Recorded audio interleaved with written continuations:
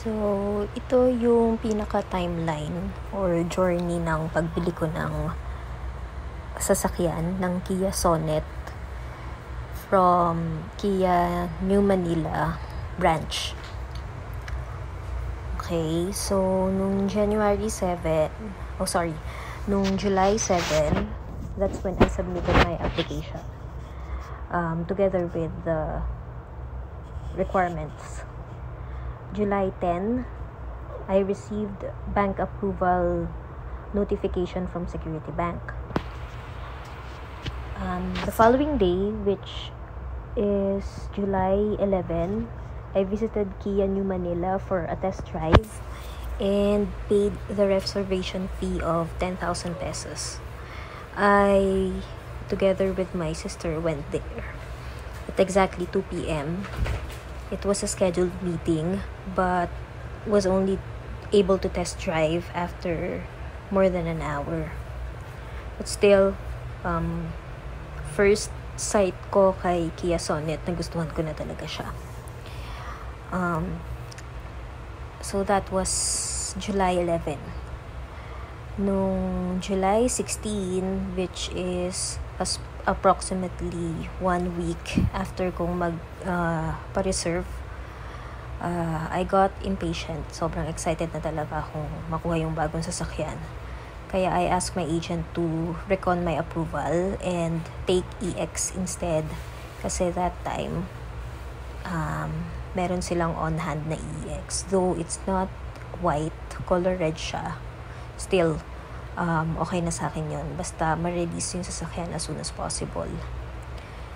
After 3 days, my agent sent me a message telling me that the recon request has been submitted. So, in progress na siya.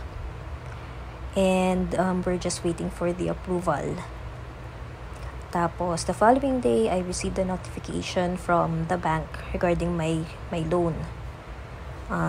Finorward ko siya agad kay Sir Christian, sa agent ko.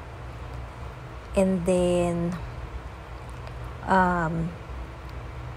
nag-set na kami ng meeting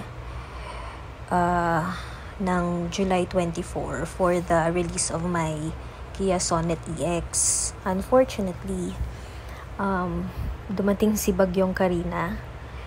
Umaga pa lang nag-decide na ako na hindi muna kunin yung sasakyan kasi nga bumabagyo.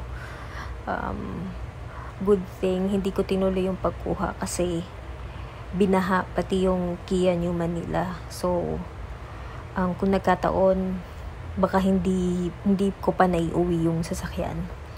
Mas stranded pa ako doon. Tapos, ni-reschedule, July 26.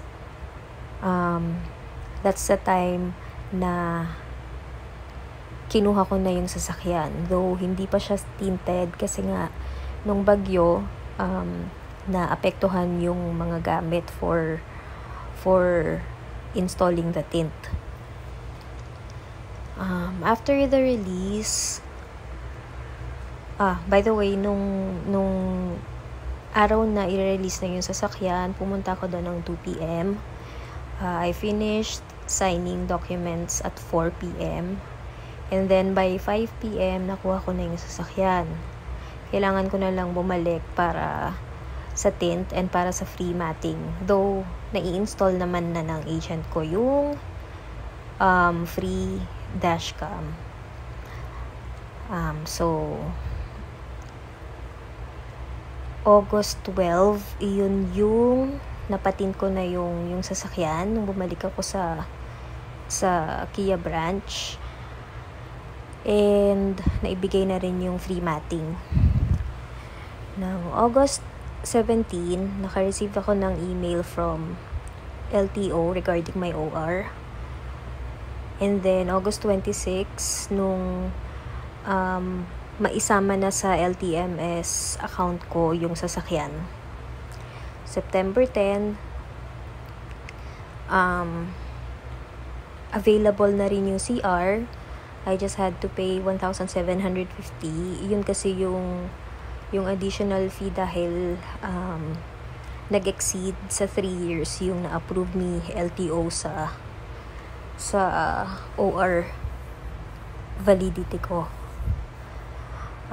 So that's September 10. Nang makuha ko na rin yung copy ng CR. Tapos September 11, tumawag sa akin yung Kia and sinabi na available na yung plate ko. Kaya September 12, nakuha ko na yung plate ko. So from July 7 until September 12, yun yung start to end journey ko sa pagbili ng sasakyan. Complete na yung documents and yung mga need ko para legal na akong makapag-drive ng sasakyan. Ayun lang. Thank you.